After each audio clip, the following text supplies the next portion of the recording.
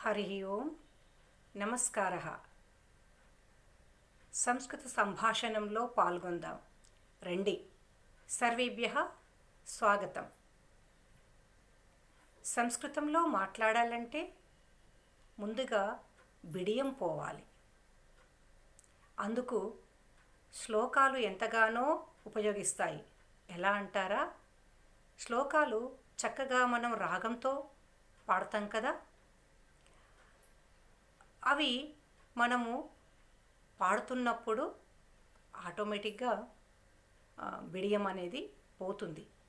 శ్లోకాలు నేర్చుకోవాలి, తర్వాత వాటిని గట్టిగా బయటకి పాడుతూ ఉండాలి. ప్రార్థనా శ్లోకాలు పాడుతూ ఉన్నప్పుడు మనకెంతో ఆనందం కూడా కలుగుతూ ఉంటుంది.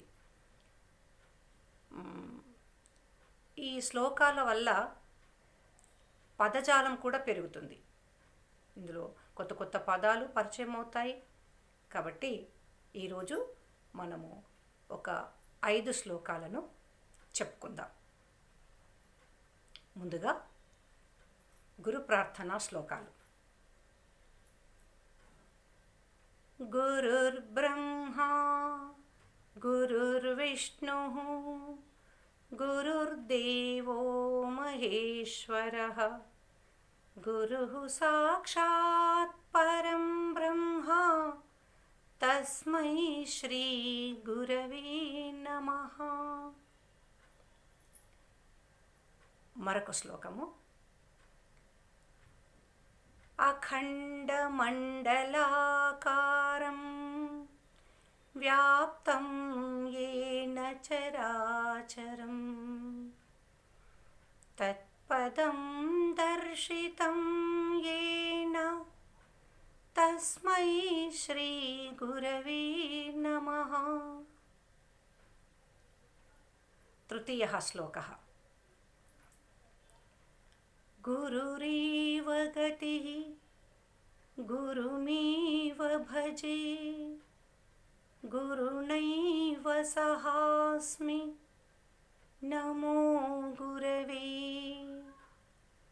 న గురోః పరమం శిశురస్మి గురోః మతిరస్తి గురౌ మమ పాహి గురో. చతుర్థః శ్లోకः. మూకం కరోతి వాచాలం పంగుం లంఘయతే గిరిం యత్కృపాతమహం వందే పరమానందమాధవం.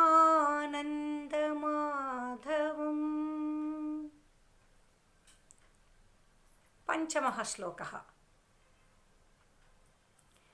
త్వమేవ మాతా చ పితా త్వమేవ త్వమేవ బంధుశ్చ సఖా త్వమేవ త్వమేవ విద్యా ద్రవిణం త్వమేవ త్వమేవ సర్వం మమ దేవదేవ.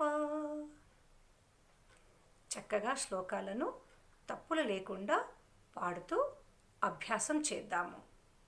ధన్యవాదः.